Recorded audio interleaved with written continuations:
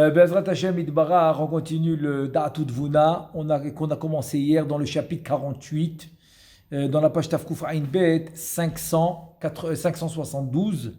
Alors on continue. Veda, Kikol Achataim Ve'avonot Shechote Adam Bifne Atzmo, ça veut dire qu'on va faire maintenant la différence entre les fautes qui ont été faites, qu'on était inclus dans Adam Arishon, et les fautes qu'on fait par nous-mêmes en tant qu'individu séparé de Adam Arishon.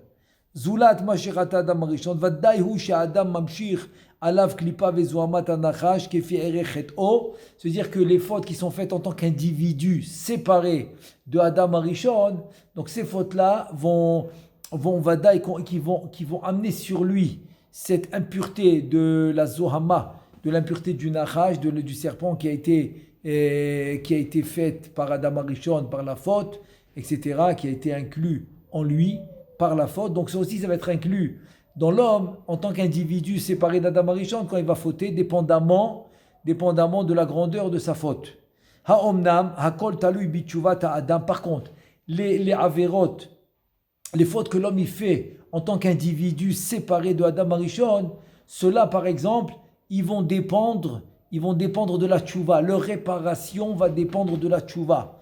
Qui al yedé à tchouva, yachol litrot me'alav azoama hahi, shenidbeka bo al yedé chatotav, afilu imhem chataim gedolim. Grâce à la tchouva, il va pouvoir réparer toutes les mauvaises actions qu'il a faites en tant qu'individu séparé d'Adam Arishon, ça s'appelle les averot. Tout ça va être réparé grâce à la tchouva, évidemment, dépendamment de la tchouva, même si c'est des grandes averot.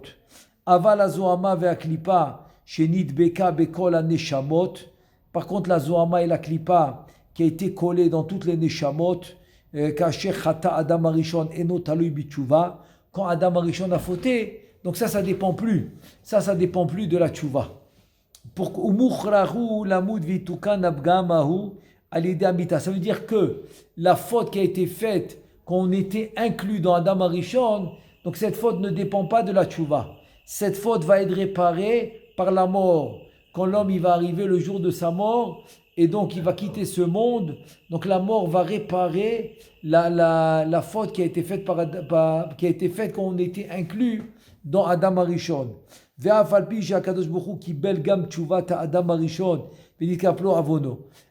mais Akadosh Baruch Hu, il a accepté la tchouva de Adam Arishon. Donc sa faute c'est-à-dire que sa tchouva a été exaucée. Il te dit, a été acceptée.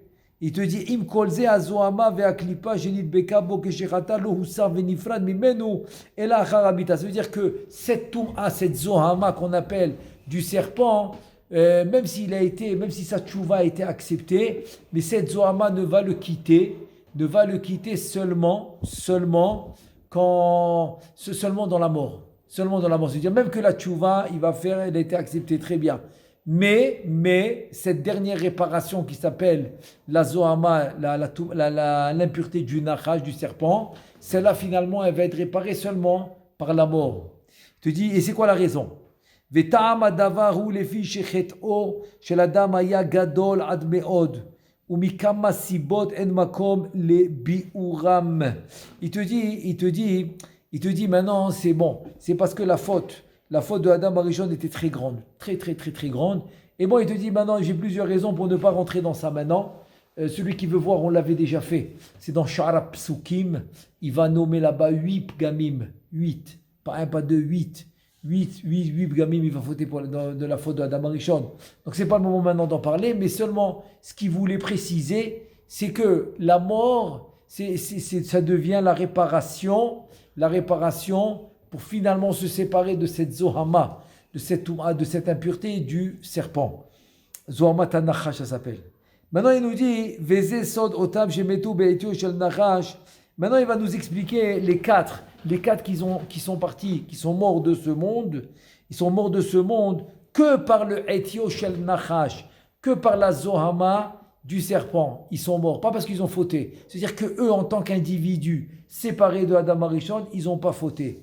Mais ils sont quand même morts. Pourquoi? À cause de la zohama de Adam Arishon, à cause de l'impureté du serpent, etc. Et c'est qui les quatre? C'est rapporté dans la Gemara de Shabbat.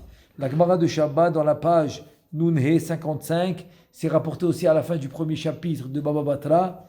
Il dit Shehem, les voilà les quatre. Binyamin, le fils de Yaakov. Veishai, le père de David. Vekilhav, c'est le fils de David. Il s'appelait Daniel, c'est le fils de David. La Gemara d'Ambrachot, elle l'appelle Kilhav.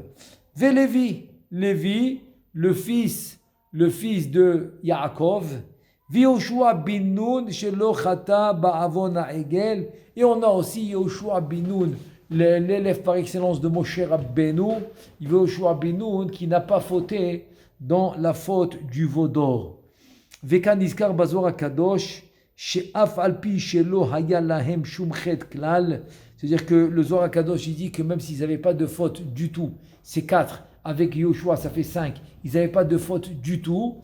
Il te dit le Zohar HaKadosh, im kolze ota klipa vezohama shenidbeka bahem bechet o shel adam arishon lo nifreda mehem ad achar amita. Même si eux, en tant qu'individus séparés de Adam Arishon, n'avaient pas de faute, mais la faute de Adam Arishon ne s'est pas séparée d'eux, qu'après la mort. C'est ce qu'on appelle la Zohama du Nachash, ne s'est pas séparée d'eux qu'après la mort, elle s'est séparée.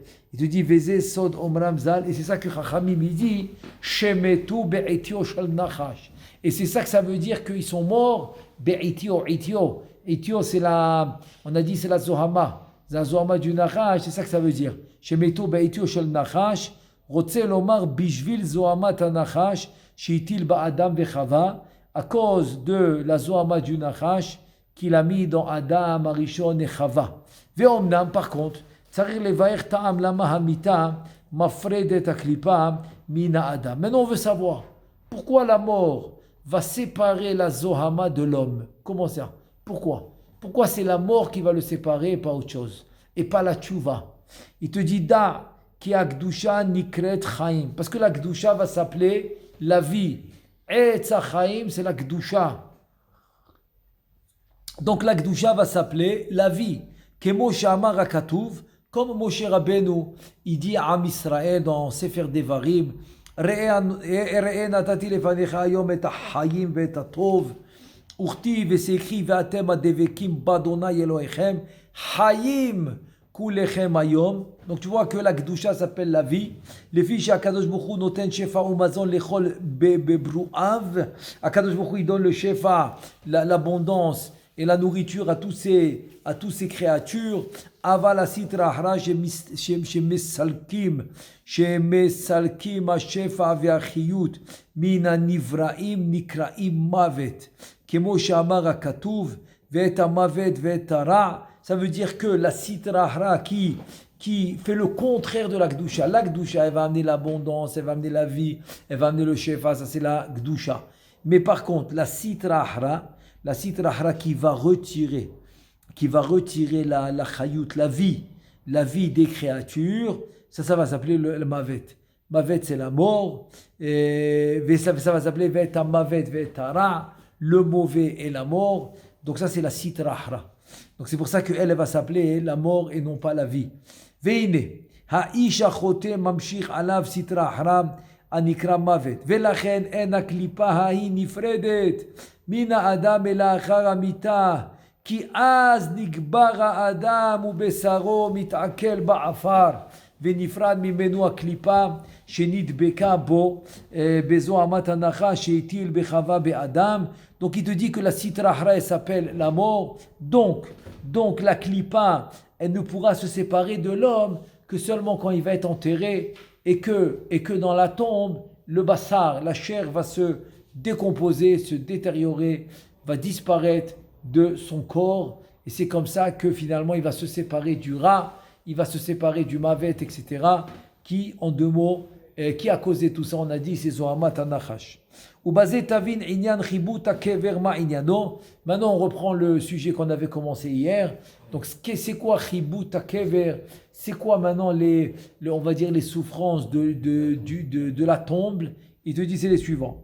Veu, כי אחר מיתת האדם ואחרי גבורתו בעפר הארץ. C'est-à-dire, sache une chose, que après la mort de l'homme et après l'enterrement dans la terre, dans la terre, אז תכף ומיד באים 4 מלאכים ומשפילים קרקע בקבר ומעמיקים אותו למטה ונשאר חלל בקבר כשיעור קומת אדם הנקבר שם כנזכר במדרש פרק חיבוט הקבר ועין שם. Donc il nous dit qu'est-ce qui arrive après qu'il ait été enterré, après que la chair a été décomposée. Il te dit il y a 4. Il te dit il y a 4 anges qui viennent et qui approfondissent la tombe pour qu'ils puissent le lever dans la tombe. Ils approfondissent, ils agrandissent. Ils agrandissent la tombe pour pouvoir le faire lever. Az marzirim nafsho begufo kemo bechayav. Et là, on va lui rendre son nefesh dans son corps comme il était vivant. Comme il était vivant, on va faire ça dans la tombe, à l'intérieur de la tombe, qui va être agrandi par 4 malachim, par 4 anges. Ve'atam, c'est pourquoi, c'est quoi la raison de tout ça? C'est quoi la raison? Les filles shaklipa hidvuka adain vekshura ima nefesh ועם הגוף ואיננה נפרדת מהם ולכן צריך שיחזרו נפשו בגופו ביחד ואז המלאכים הנזכרים אוחזים בו כל אחד מקצה ומנערים אותו וחופטים אותו במקלות של אש. Donc on va ramener le nefesh dans le corps après que c'est-à-dire que en fait c'est comme ça, c'est que la clipa, elle est encore collée, à au nefesh avec le corps, et donc elle pourra pas se séparer complètement. C'est pour ça qu'on fait ça. C'est pour ça que les malachim ils font ça, elle peut pas se séparer complètement. Et c'est pour ça qu'il faut rendre le nefesh, il faut le rendre dans le corps, à l'intérieur de la tombe. Et là, les malachim, qu'on a dit, ils vont prendre, chacun, ils vont secouer cet homme-là, cette personne-là, ça peut être une femme, un homme, pendant le kribut hakever, ils vont le secouer, et ils vont le frapper avec des bâtons de feu, כדרך שאוחזים בטלית בשתי קצוותיה ומנערים אותן מן האבק הנדבק בה. C'est comme maintenant, on te rappelle, on prenait des fois des tapis, on les pendait, et pour enlever la poussière, on tape avec des bâtons. Donc c'est comme ça qu'ils font. Il prend cet homme, il le prend en l'air, et il le frappe comme s'il secoue un tapis, comme s'il secoue un tapis avec des bâtons. Là, il le frappe avec des bâtons en feu. Jusqu'à que cette clipa se sépare de lui complètement. C'est le fribou s'est frappé. Combien ça prend cette on n'a pas de temps exact. Il n'y a pas de temps exact. Ça dépend de l'homme, ça dépend s'il est tzaddik. Il y en a qui n'ont pas ça. Ils ont été tzaddik. Parce que, non, tu appelles ça une torture, mais c'est un tikkun. C'est une réparation. Moi, j'appelle ça un nettoyage. Un nettoyage. Ok, c'est vrai que ça peut faire mal. Ça fait mal, c'est vrai. Mais c'est un nettoyage. Quand quelqu'un, maintenant, il doit faire un traitement qui fait mal, mais il sait que ça va lui sauver la vie. Il sait que ça va lui donner encore 20 ans de vie. Donc, il va supporter. Il va dire, ça fait mal, mais ça vaut le coup. Là aussi, c'est la même chose. Tu peux dire que ça fait mal, tu peux dire que c'est une torture, ce que tu veux, mais c'est un nettoyage. Ça le nettoie de cette clipa. Comme ça, il va s'appeler chai, il va s'appeler vivant. Il te dit, Achini Freda, Mehem, Aklipa hi le gabre, Velachen nikra chibut hakever, ki adam shechovet, talito mena'ara, ועל כן צריך להעמיק בקבר כדי שיהיה מקום לחלל, לנערו, לחבטו. C'est pour ça qu'il faut agrandir la tombe, comme ça il y a assez d'espace pour le lever et pour le secouer et pour le frapper avec les bâtons de feu. ואומנם לא כל האנשים שווים. Par contre, pas tous les gens ils sont égaux. Pas tous les gens ils sont égaux dans ce processus. Parce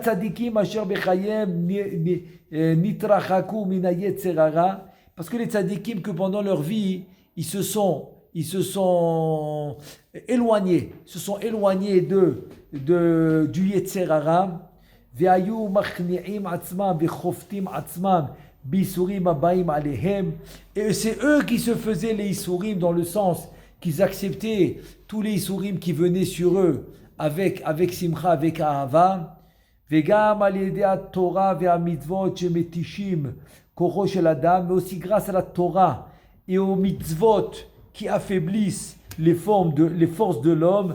עד שנמצא כשהגיע זמנם להיפטר מן העולם ולקבל חיבוט הקבר, הם צריכים צער גדול.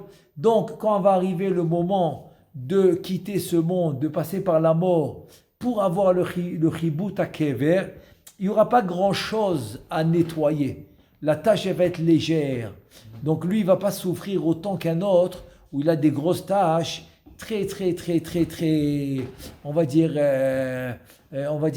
des tâches très profondes. Voilà. Ki bachavata kol shehi maspik laem leafrida mehem. C'est-à-dire que le tzaddik, il a tellement travaillé sur lui que lui faut un petit coup de rien du tout. Un petit coup de rien du tout, ça le nettoie.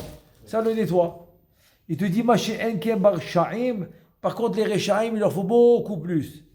Shadraba, al-yede ta'anugehem ba'olam hazeh, הם מקשרים ומחזיקים יותר את הקליפה בגופם ובנפשם. C'est-à-dire que Adraba, c'est-à-dire en fait c'est le contraire. Les Rechaim, par leur ta'anugim, par leur plaisir qu'ils ont pris de ce monde, et eux, ils ont été collés complètement dans la sitra ahra, et donc c'est collé dans leur corps et dans leur nefesh. Donc chez eux, les coups et le secou, ils vont les secouer et les frapper beaucoup plus que le tzaddik, alors que lui, c'est très léger. Avec n'importe quel petit coup, il s'est nettoyé, c'est fini. Il te dit, Venimtsa kize sod lama en adam nitzol michibut akever kaniska beperek chibut akever. Maintenant, tu vas comprendre le secret, pourquoi il n'y a personne qui peut être exempté de ce chibut akever. Ukmo shebiarnu leel באותם שמתו בעיתו של נחש, שאין להם תקנה להפרידם זולת על ידי המיטה וחיבוט הקבר. Comme il a dit sur les quatre qu'on a cités, qui étaient Binyamin, Yishai, Kil'av, Vélévi, on a rajouté Yoshua bin Nun. Donc, comme on a dit sur eux, que leur Chibut HaKever va être très léger.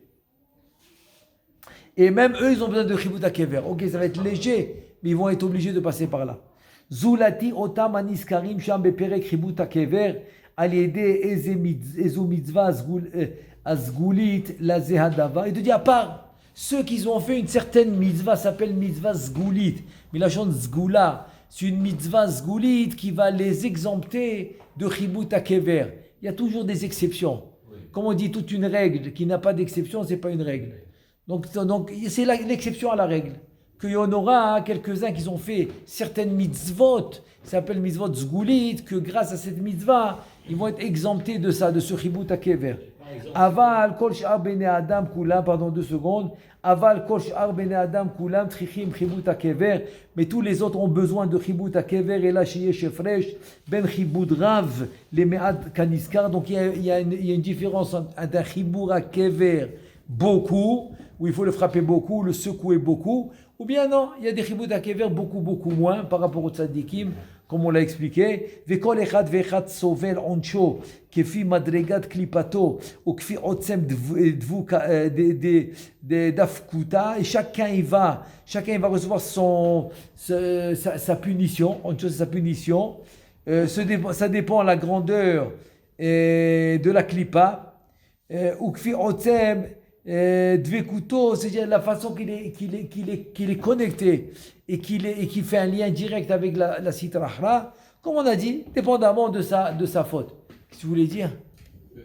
Un exemple de mitzvah zgouli. Ouais, vas-y. De mitzvah zgouli.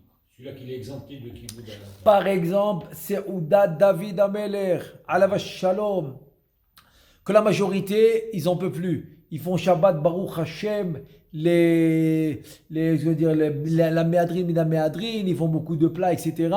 Donc, arrivé à Seuda Shlichit, il te dit, je peux plus. Pardon, pas Seuda Shlichit. Ils vont faire un effort Seuda Shlichit, parce que les 3 repas de Shabbat obligatoires, etc. Arrivé Seuda Revi'it, il te dit, je peux plus. C'est la Seuda du samedi soir. David Amé te dit, je peux plus. Et donc, quand tu fais le Leshem Miechut Kouché Bechouch Rinte, là, du Ben Ishraï, sur Seuda Revi'it, donc tu vois là-bas, il le mentionne. Il le mentionne que cette mitzvah a la possibilité de nous exempter de Chibut HaKever. Voilà, ça c'est un exemple de mitzvah Zgoulit. Il te dit, Ve'omnam afilu otam anitzolim michibut hakever kaniskar, ve'ine, otam hamitzvot azguliyot laze kaniskar, הם המפרידות את הקליפות מהם בלי צער אחר מיתתם, אבל מוכרחו שימותו כנזכר לעיל בעניין שמתו בעטיו של נחש. C'est-à-dire oui, s'ils vont éviter le chibut hakever, oui, ils vont avoir moins de souffrance, oui, mais ils sont obligés de mourir. Mourir, ils sont obligés. Parce que c'est ça qui enlève le zohamat anachash, l'impureté du serpent. Tu dis, Veshamati mimorizal, qui kol an-nikbar be'erev shabbat, achach 5 shaot bayom, vesha'a chamishit bichlal, eno ro'e chibut hakever, ki kedushat ha-shabbat, mafrid mimenu, aklipa bli tsa'ar chibut hakever. Veze sod yom hashishi, behe yetera, ki ma'ase, ki misha'a chamishit, של יום השישי ובמעלה כבר קדושת השבת מאירה אז אחר יפה. Ça veut dire que voilà une autre mitzvah. Zgouli, c'est pas, bon, tu peux appeler ça une mitzvah, mais voilà un autre cas de figure. Zgouli, où il va pas avoir le chibut hakever, c'est qu'il va être enterré vendredi après-midi après la 5e heure. La 5e heure, ça veut dire le début de la 6e heure qui est Chatzot, le début de la 6e heure. Après la 5e heure, il a été enterré. Celui-là, la Gdusha de Shabbat, va lui éviter, va lui éviter le chibut hakever. Ubaze yidba'er inyan ta'am lama harshaim shochachim shemam kaniskar le'el. Maintenant, tu vas comprendre pourquoi on a dit au début. Au début, on avait dit que les Rechaim, que les Rechaim, ils oublient leur nom. Maintenant, tu vas comprendre pourquoi. Il te dit, Ine nidba'ar le'el ki en shum neshama ba'olam she'en la levush echad shel klipa mezoamat anacha. Je veux dire que tu n'as aucune neshama. On a dit dans le monde, qui n'a pas cet habit de klipa, de zoamat anachash. Pourquoi? Parce qu'on était tous, on a dit, inclus dans Adam Arishon, donc tous on a cet habit de klipa, de zoamat anachash, de l'impureté du serpent, on l'a tous. Ve'ota klipa hisod hayetzerara, et cette klipa, cet habit, c'est ça le sod du yetzerara. Anichnas ba'adam yom shenolad, et ça va rentrer directement depuis le jour où l'homme il va naître, depuis le nourrisson qui va naître, il aura cette klipa qui naît à l'idée chet'o shel Adam Arishon, parce que voilà, à cause de la faute qu'il a fauté à Adam Arishon, nishtaresh venidbak imo hayetzerara ve'aklipa, donc il a été enraciné, il a été collé à lui le yetzerara et la klipa. Im ota neshama, avec cette neshama, me'et shechata Adam Arishon ve'elach, depuis qu'il a fauté Adam Arishon, on a dit depuis la faute d'Adam Arishon, comme on était inclus avec lui, donc on a tous cette klipa et on la reçoit dès la naissance, donc elle peut pas quitter l'homme jusqu'au processus de la mort. Il te dit ad shekim'at na'asu shnehem aneshama ve'aklipa כעיסה אחת מעורבת מסולת וסובין קשורים יחד בתכלית. Il te dit c'est presque arrivé au stade où la neshama et la klipa sont devenus comme une seule pâte mélangées. Solet, soubin mélangés, ils sont tellement bien mélangés, tu ne peux plus les séparer. Comme j'avais donné l'exemple plusieurs fois du houmous et de la trina. Quand tu as mélangé le houmous et la trina, impossible de les séparer. Donc pour les séparer, il faut faire les brachot, il faut de la spiritualité pour les séparer. Et donc voilà, c'est pas un parce qu'ils sont tellement bien mélangés, le Yetzeratov et le Yetzerara. Et là, il te dit, basé tavin sod lama Yetzerara yesh kol kach koach beyado leatot la adam leanhigo bederech ra. Maintenant, tu vas comprendre pourquoi le Yetzerara, il a tellement de force de pousser à l'homme d'aller dans le mauvais chemin. Bederech ra, il a tellement cette force. Pourquoi? Levi shehu ba'al habayit gamur torgouf adam kanisra, parce que c'est lui le propriétaire du gouffre. C'est lui le propriétaire du corps de l'homme. Le corps de l'homme qui est matériel, qui est physique, qui est matière. C'est lui, Kaviachol, le propriétaire, le Baal Habayit de ce corps. Il te dit, Veine, Nidba'ar ki en kol la klipot shavim. Donc on a dit que pas tous les klipotes, ils sont la même chose. Il te dit, ki kol klipa ve klipa hi nitzotz nefesh ra'a. Chaque klipa, c'est un mauvais nefesh de la sitrahra. Mi sitrahra. מאיבר פרטי שברמ"ח איברי אדם בלי הטמא על דרך מה שנתבאר בדרושים שקדמו בעניין ניצוצות נשמות הקדושה שהם אחת ואחת היא מניצוץ איבר פרטי שבאדם העליון הקדוש. C'est-à-dire qu'en fait on a ce mélange qu'on a d'un côté la partie de Adam Kadosh, de l'homme Kadosh, c'est-à-dire des sphirotes et des partsufim, Kagdoshim. Donc on a cette partie qui est la Kdusha. Ou comment chez Neshamot, Akdoshot, Kol Achat Ve'echat, Yeshla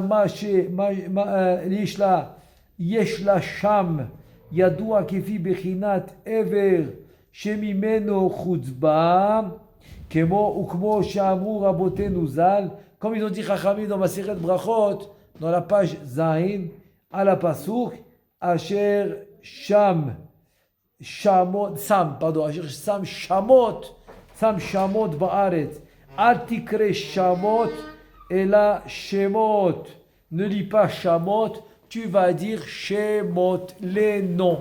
C'est les noms qu'il a mis à Adam Arishon, à toute la création et à toutes les créatures.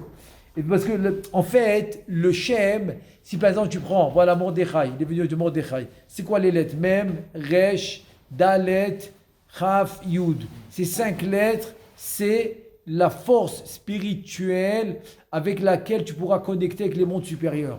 Donc c'est cette force-là. C'est-à-dire que quand tu vas t'élever, Bezrat Hashem, donc tu vas voir cette force spirituelle qui va se connecter avec toi, que dans les mondes supérieurs, cette force, elle s'appelle comment? Mordechai. Le Mem, le Resh, le Dalet, le Chaf et le Yud, c'est ça. C'est ça, on va dire, le Machal, le Kli, l'ustensile de la lumière spirituelle qui va venir s'habiller en toi, qui s'appelle Mordechai. Même que là-bas, il n'y a pas de lettres, mais elle a besoin d'un nom. Elle a besoin d'être distinguée. C'est valable pour chaque nom? Pardon? C'est valable pour chaque nom. Oui. Tous les noms. Oui, c'est ce qu'on apprend du Passouk. Et c'est ce qu'il a fait David, et c'est ce qu'il a fait Adam Arishon. Selon le Passouk de Teilim dans le chapitre 46, dans le Passouk tête, Asher Sam Shamot Ba'aretz, te dit Al Tikre Shamot et la Shemot. Car Kol Nitzot Venitzot Shebaklipa, Yesh Lo Shem Yadua, Bifne Atzmom. Et tu dis, c'est comme ça, que tous les noms, Al Tikre Shamot et la Shemot, pardon, c'est la suite. Donc, qu'est-ce qu'il dit après? Car kol nitzot venitzot shebaklipa, yesh lo shem yadua bifnei atzmo. Voilà, ça répond à ta question. C'est-à-dire non seulement la Kdusha, mais aussi la Klipa. Elle a des noms. C'est pour ça que chacun a des noms spécifiques à lui. Venimtsa, voilà le résumé maintenant, Venimtsa. Ki hayetzerara sheba ish hazeh eno ke'en hayetzerara shela ish ha'acher. Maintenant tu vas comprendre. Pourquoi tu n'as pas le même Yetzerara que ton ami? Pourquoi toi tu as un Yetzerara différent que l'autre? Il te dit Venimtsa, ki kasher nolad ha'adam vekor'im lo aviv ve'imo shem echad ha'ola bedatam. Par exemple, toi ils t'ont appelé Mordechai. Omer eno be'akrayu be'izdamen, ne crois pas que c'était, comme ils appellent ça en Israël, Fuchs. Fuchs, c'est-à-dire Fuchs, c'est un flou. C'est-à-dire c'est un hasard. Un hasard, il n'y a pas de hasard. Ne te dis pas du tout. Pas du tout, il n'y a pas de hasard. Il te dit ki im akadosh bohu mesim befihem Hashem ahu amukhrach el haneshama hahi. C'est Akadosh Baruch Hu qui leur met dans la bouche ce nom qui est adéquat spécifiquement pour ta neshama.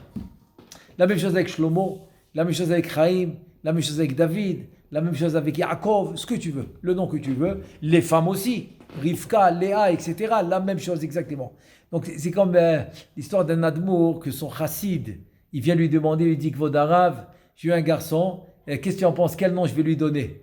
Le admour, il lui regarde, il dit, je ne comprends pas. Que maintenant, Akadosh Baruch Hu t'a donné la possibilité d'avoir Ruach HaKodesh, tu veux pas? Tu veux pas Ruach HaKodesh?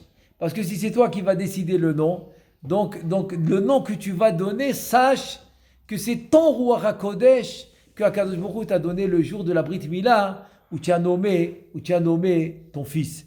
Et c'est pour ça qu'il y a des cas de figure. Moi, j'ai un cas, par exemple, je connais un cas qu'au moment de la Brit Mila, celui qui a fait le Kiddush, il a donné un nom différent de ce que le père de l'enfant a donné, sans faire exprès. Parce qu'il était devant le sandak, et comme il connaissait bien le sandak, donc en faisant le Kiddush, il a donné directement le nom du sandak. Ça arrive, c'est une vraie histoire. Alors qu'en fait, il devait donner un autre nom. Hein?